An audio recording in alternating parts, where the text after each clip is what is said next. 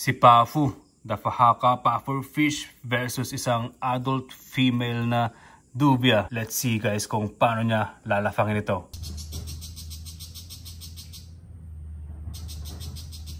Idot natin to guys. Dito. Ayan guys. Boom, boom. Take down. Addicted to the rush. Wasak yung tiyan ng dube oh. Yan na naman oh. Boom. Di ba sabi ba sa inyo nung una kong kinuha to addicted to that rush si Pafu. Kaya ng mga takedown niya guys oh. Rinig nyo? Crispy-licious.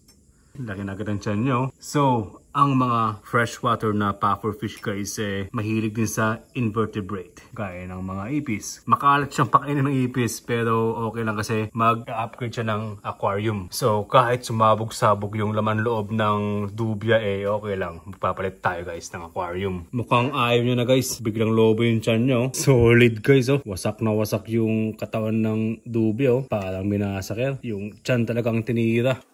Ayan guys oh, wasak.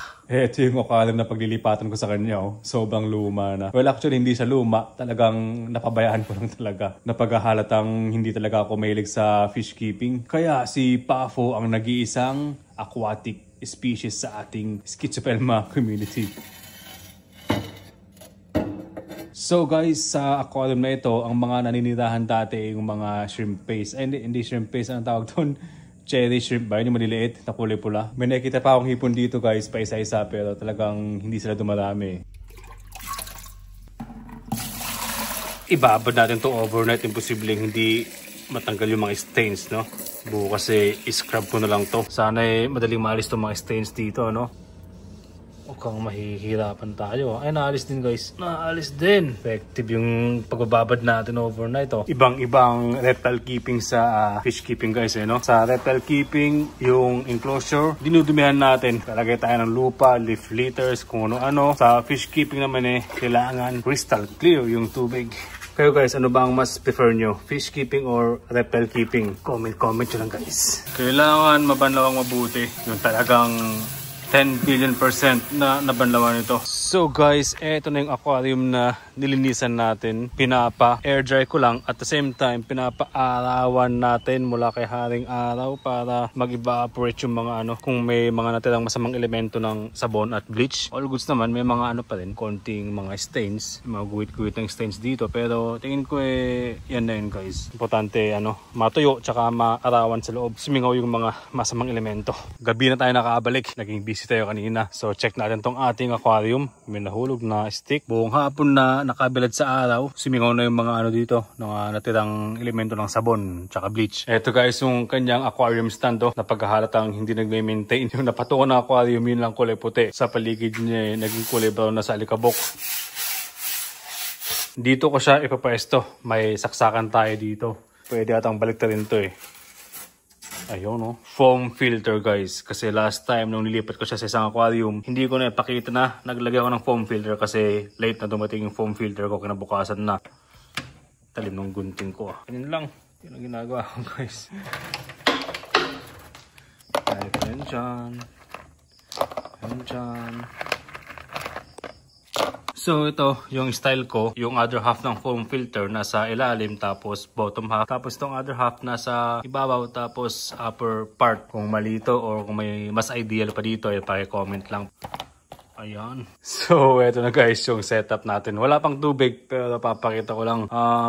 Eto hindi siya nakasukat sa aquarium kasi nga lumang aquarium ito. So yung pagpasukan ng paghulugan ng tubig hindi kasya, kaya etong takip naka-slant. Yung filter yung suction cup niya hindi na dumidikit masyado kaya nahuhulog. So nakakailang guys, nakasabit lang yan. So yun guys, tingin ko goods naman na to. So ayan, nag-refill na tayo ng tubig. So matagal pa yan kaya flashback muna tayo.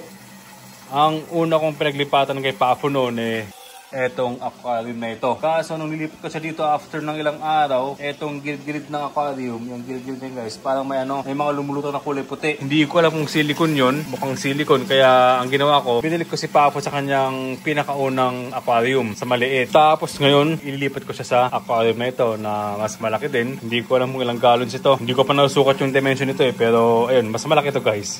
Significantly. Alamang guys, may mga magtatanong kung anong klaseng tubig ang gamit ko. So itong ginagamit kong tubig guys, simulat sa pool fresh water, deep well. Si Pafu ay isang klase ng fresh water na pakaka-puffer fish. Hindi siya salt water. Malapit nang matapos yung pag-refill natin. Finally, inaantok na ako. Pafu. Meron ako dito ang jar, panghuli sa kanya. Halika dito Pafu.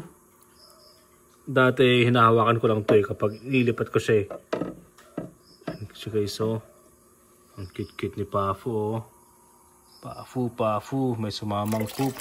Ideally guys, bago ilipat yung isda sa bagong aquarium or sa kaka-water change, 100% water change na aquarium, sinacycle mo na yung tubig para mag-settle lahat ng mga elemento sa loob. Basta yun guys, hindi ko alam yung term. Bago ilipat yung isda. Pero si Pafu guys, ever since, rekta agad. Kahit bagong palit yung tubig, 100% rekta si Pafu. All goods naman guys, mukhang nasanay na siya o talagang hardy si Pafu. So gagawin ko guys, ililipat ko na siya dito sa bago niyang aquarium. May siwang dito. Diyan ko na siya isushoot. Pero yun guys, tandaan nyo na ideally, dapat i-cycle nyo muna yung tubig. Tapos, ina-acclimatize pa yung isda. Parang nakalagay siya sa plastic. Tapos, ipapatong lang sa tubig para masanay yung katawan ng isda sa temperature ng tubig. Hindi siya masyashock. Pata natin siya. Shoot mo. Ayun na siya guys, Nagmukha siyang maliit sa aquarium na ito. Tingin ko guys, mas okay kapag may drift food sa loob, Yung iba kasi, bare na bare yung aquarium. So, ginagaya ko. Walang mga ka-design. Tapos, sobrang healthy lang fish nila. So, yun yung ginagaya ko guys. Walang design, walang sand. Bare na bare lang. Pero tingin ko mas okay kapag may drift food, Ito yung mga drift food natin. Hindi pa to mga waterlog. Ito lang yung waterlog guys, Ito lang yung lumulubog. Mukha siyang mukha. Tingin ko yung makakatulong yung paglagay ng drift food guys. Kasi ito, mag-release ng tannin na beneficial daw sa mga isda. Ay, hindi matapos. Tapos, ginusto mo yan, panindigan mo. Buong akala ko, waterlog na tong kain na to. Pero hindi pa pala guys, lumulutang siya. Pero nung una kong ginamit to sa ating mga maliit na hipon, lubog siya Tapos ngayon lumulutang na. Ayun Nakanga nagmukha siyang floating island. So yan, mukhang masikip pero hindi naman guys, maluwang sa likod. Tsaka si Pafu yung maliit pa naman So yun, may space siya para lumaki. Tsaka after naman ng ilang buwan mag-upgrade ulit tayo ng mas malaking aquarium. Pag muna ngayon medyo mahal ang paggawa. Pero kung meron kayong spare dyan at gusto nyo mag-free up ng space sa inyong aquarium room, aquatic room, basta yun baka naman. Joke lang. Huling silip muna bago tayo magpaalam. Guys, magpalaki ka Pafu para mas malulupit yung mga tekton mo. Yo, kinabukasan guys, ito na si Pafu. Ayan na siya, ang cute ni Pafu. So ayun guys, etong drift food lumubog na rin. Siguro nag-waterlog na siya. Ayusin na natin guys. Ayan Kaso ayaw umikot guys. Ayun. So, ayan na guys, yung final setup ng aquarium ni Pafu. Hindi na muna ako maglalagay ng live plants. Ayun guys, si Pafu nag-aabang ng pagkain. Ganyan si Pafu kapag lumalapit ako sa aquarium niya naghihintay siya ng malalafang niya. So yan, yung drift food, yung mukha-mukha niyan nahirap ko na sa atin. So goods na yan. So paano ba yun Pafu?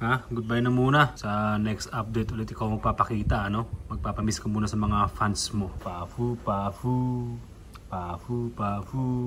So yun guys, maraming salamat at chill lang tayo lagi dito sa Schizo Pelma, Philippines. Yeah!